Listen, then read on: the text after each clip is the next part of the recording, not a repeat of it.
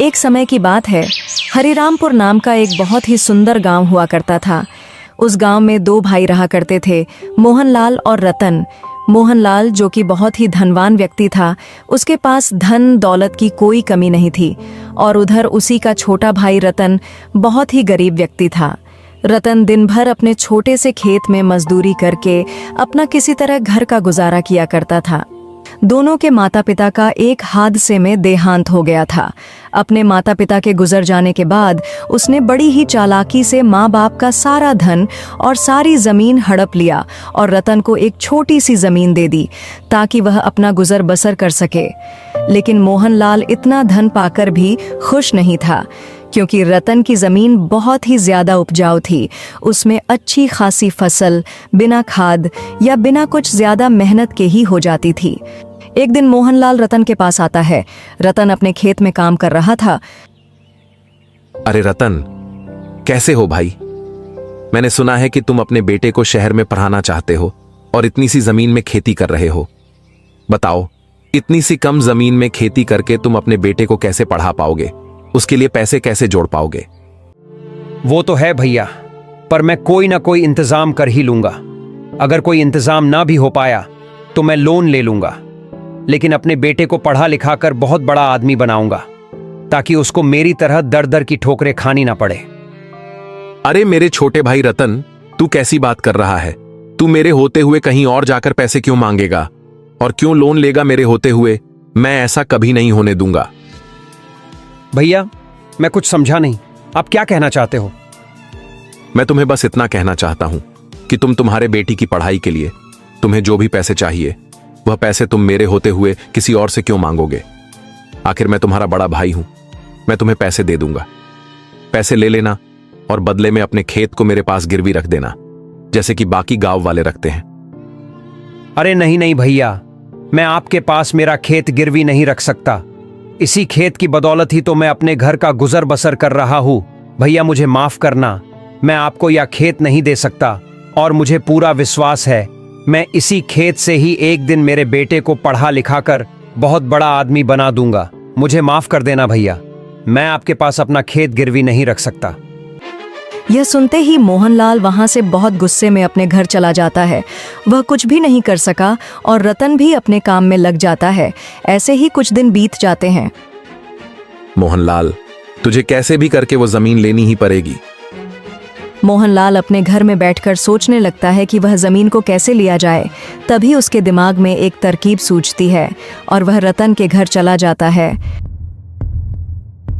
अरे रतन भाई, मुझे तुम्हारी खुदगर्जी देखकर बहुत अच्छा लगा। मैं तुम्हारा बड़ा भाई होने के नाते तुम्हारी मदद करना चाहता हूं, और तुम भी मेरी मदद लेने से इनकार नहीं कर पाओगे। और तुम मुझे अपना बड़ा भाई मानते हो तो मेरी मदद जरूर लोगे।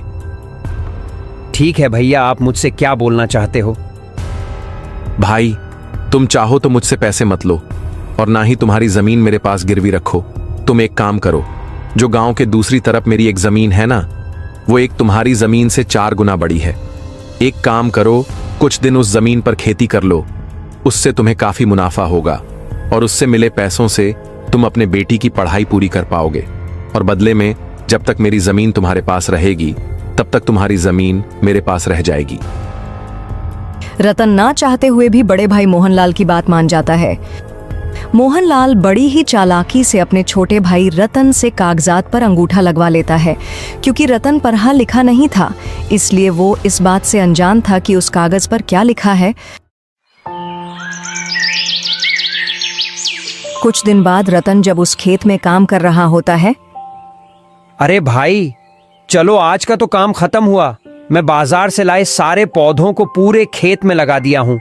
देखो तो कितने हरे भरे और सुंदर सुंदर दिख रहे हैं। बस कल सुबह का इंतजार है। इन्हें मैं कल सुबह फटाफट आकर सींच दूंगा। चलो मैं भी अब घर चलता हूँ।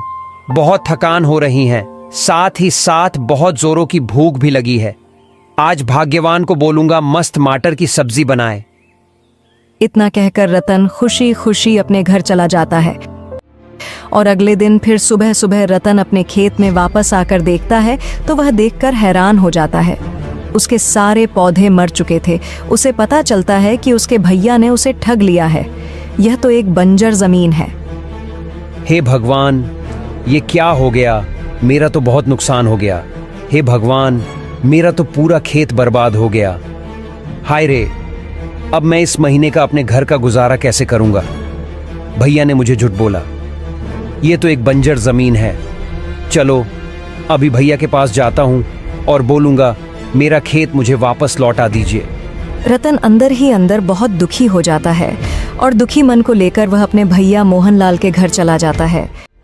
अरे भैया, आपकी जमीन मेरे किसी काम की नहीं है, क्योंकि आपकी जमीन एक बंजर जमीन है, इसलिए आप मुझे मेरी जमीन वापस लौटा दीजिए।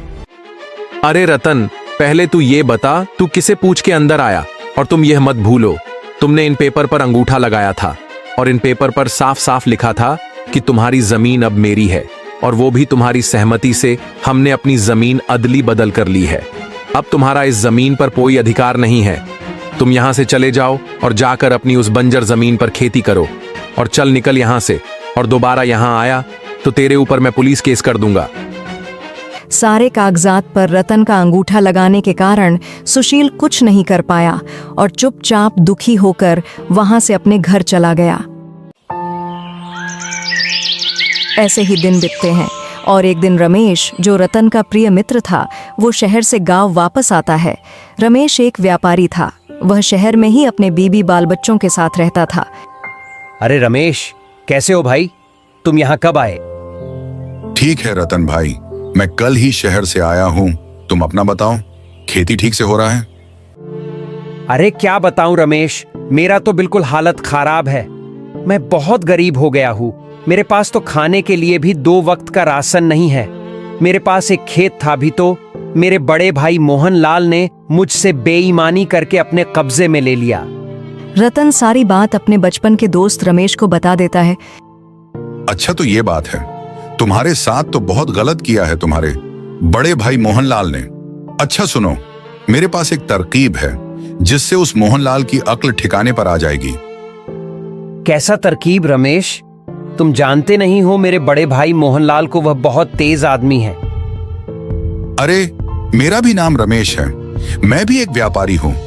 मेरे पास दिन भर में ऐसे ऐसे 3600 आते हैं। मैं जैसे बोलता हूं बस तुम वैसा ही करना। मैं भी देखता हूं मोहनलाल जमीन कैसे नहीं वापस करेगा। ठीक है रमेश, मैं करने के लिए तैयार हूं। तुम बताओ क्या करना है मुझे। रमेश ने रतन को अच्छे से सब कुछ समझा दिया। कुछ देर बाद जब रात हो गया तो दोनों दोस्त रमेश और रतन घर से बाहर निकलते हैं। दोनों ने घड़ा को ले जाकर अपने दोनों घड़ों को जगह जगह जमीन खोदकर दफना देते हैं। अगले दिन पूरे गांव में चर्चा हो जाता है कि खेती की खुदाई के दौरान रतन के खेत से 2 सोने से भरे घड़े निकले हैं। गांव के हर कोने में सिर्फ रतन की ही चर्चा हो रही होती है। अरे भैया, तुम लोगों ने सुना कि आज रतन के खेत से 2 सोने से भरा घड़ा निकला है? अरे हाँ भाई, मैं तो देखने भी गया था, सच में 2 घड़े निकला है, वह भी सोने के सिक्के से भरे हुए। अरे लेकिन भाइयों, वह तो एक बंजर जमीन थी ना, वहां तो कुछ भी नहीं उगता था, तो खजाना कैसे निकल गया भाई? अरे नदीम भाई, खजाना ऐसी जगह में ही तो निकलता है। अब रतन वो बेचकर बहुत अमीर हो जाएगा। उस रतन की तो किस्मत चमक गई। यह सुनकर मोहनलाल बहुत ही ज्यादा बौखला जाता है। आखिर कैसे ऐसा हो सकता है? उस बेकार सी बंजर जमीन पर सोने से भरा घड़ा कैसे निकल सकता है? वो भी 2-2, मतलब मोहनलाल, उस जमीन पर और भी खजाना हो सकता है। इससे पहले कि वो रतन सारा घड़ा खोद के जमीन से निकाल ले, मुझे उससे अपनी जमीन वापस लेनी पड़ेगी। मोहनलाल तुरंत बौखलाते हुए रतन के घर चला जाता है। अरे रतन भाई, मुझे मेरी जमीन वापस चाहिए। तुम मुझे मेरी जमीन वापस कर दो और तुम तुम्हारी जमीन वापस ले लो। पर भैया, हमने तो वो जमीन आपस में अदली बदली कर ली थी ना, और अब आपकी जमीन मेरी है और मेरी जमीन आपकी, और आप ही ने मुझसे कागज पर अंगूठा लगवाया था, और अब आप भला मुझसे वो जमीन क्यों मांग रहे हो? अरे मेरे प्यारे छोटे भाई, मैं तो उस दिन तुमसे मजाक कर रहा था ताकि तुम उस जमीन पर मेहनत करो और फसल उगाकर अपने बेटे को आगे तक पढ़ा सको। और यह देखो, यह रहे उस जमीन के पेपर। अब मुझे तुम मेरी जमीन वापस कर दो। रमेश मोहनलाल की सारी बात सुनकर बोलता है। आपको आपकी जमीन वापस मिल जाएगी, लेकिन हमारी एक शर्त है, वो आपको माननी पड़ेगी। क्या क्या शर्त है? अरे रमेश मेरे प्यारे मित्र, तुम भी तो मेरे छोटे भाई जैसे हो। बताओ क्या शर्त है? मुझे तुम्हारी सारी शर्त मंजूर है। तुम बस मुझे मेरी जमीन वापस कर दो। आपको हमारी जमीन वापस करनी होगी और साथ ही साथ 10 लाख रुपया हमें देना होगा, तभी हम जमीन वापस करेंगे और यह सब काम कागज पर लिखित होगा। बताओ क्या यह शर्त मंजूर है? ये सुनकर मोहनलाल मन ही मन सोचता है, अरे इन दोनों बेवकूफों को क्या पता, उन सोनों के सिक्के की कीमत बेचारे 10 लाख रुपए को बहुत ज्यादा समझ रहे हैं।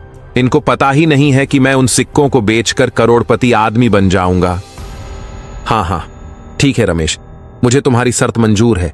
मैं कल तुम्हें 10 लाख रुपए दे दूंगा और कागज पर साइन भी कर दूंगा। अगले दिन मोहनलाल रतन को 10 लाख रुपए दे देता है और साथ ही कागज पर दस्तखत भी कर देता है।